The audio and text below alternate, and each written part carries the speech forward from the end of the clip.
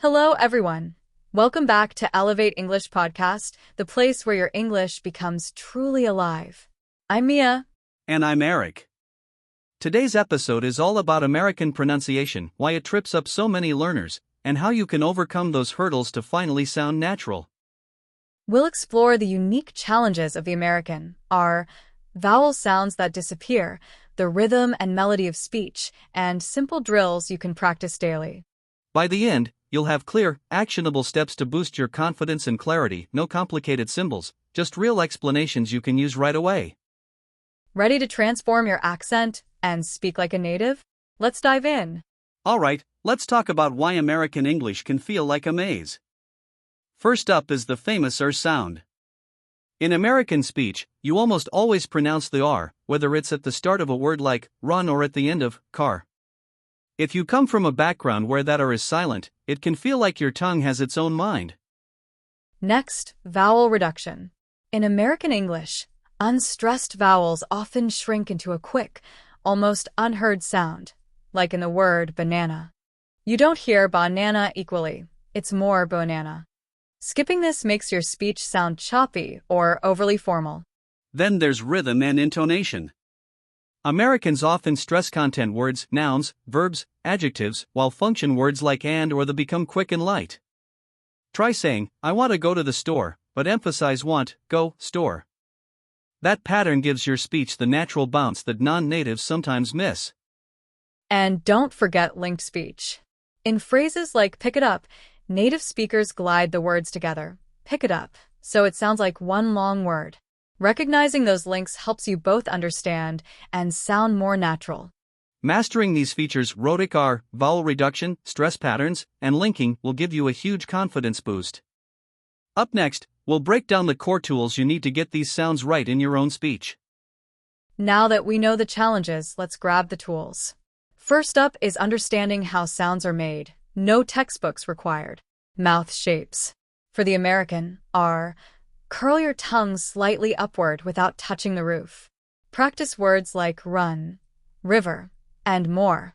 For vowel reduction, relax your mouth and let unstressed vowels slip into a quick, about, sofa, banana. Listening and mimicking. Pick a short phrase from a TV show or podcast, something you enjoy.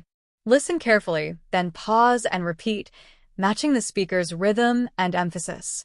Shadowing technique.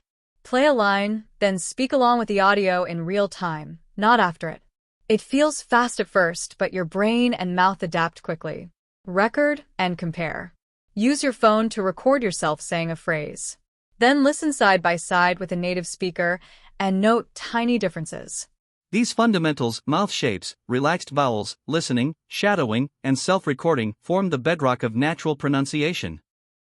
Let's be real. Vowels are sneaky.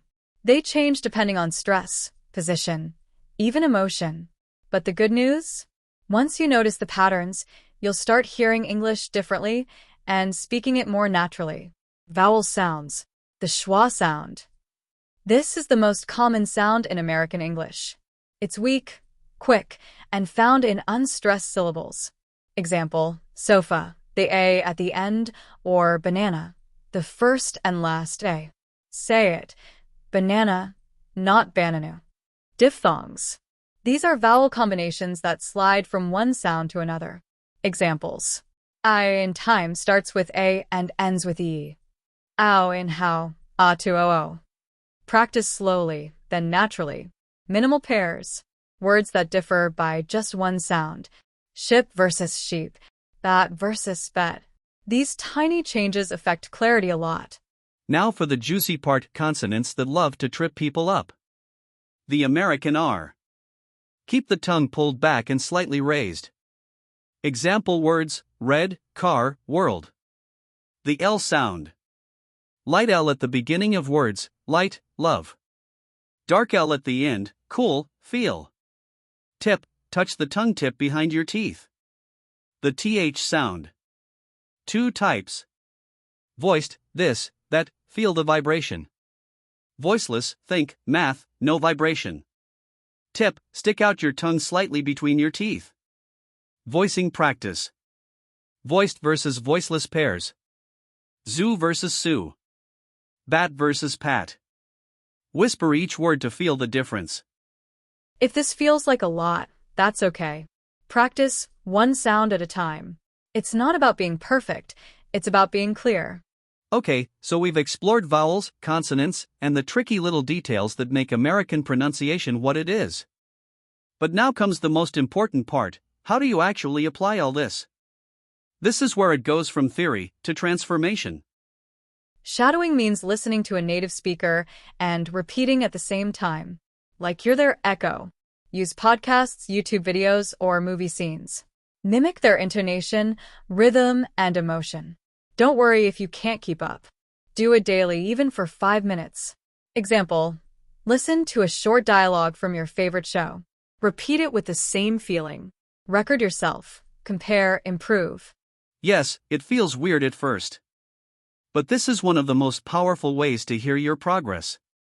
Read a short paragraph aloud. Listen back. Pay attention to clarity, stress patterns, problem sounds like th or r. Sparkle's tip: do this weekly. You'll hear your confidence grow. Language is for communication, not just for tests. Use what you're learning in real conversations. Join English speaking clubs. Talk to AI chatbots or conversation partners. Try apps where you speak to real people. Even small conversations build real fluency. Add pronunciation practice to something you already do. After your morning coffee, do 2 minutes of shadowing. While cooking, repeat words you learned that day. Before bed, record one sentence using a new word.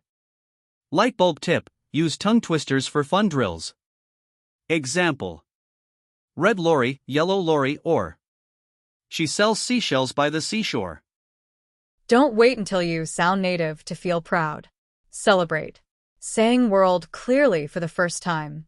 Getting through a full conversation. Using a difficult sound naturally. Every small win builds big confidence. Words and phrases used in this episode. Shadowing. Repeating speech as you hear it.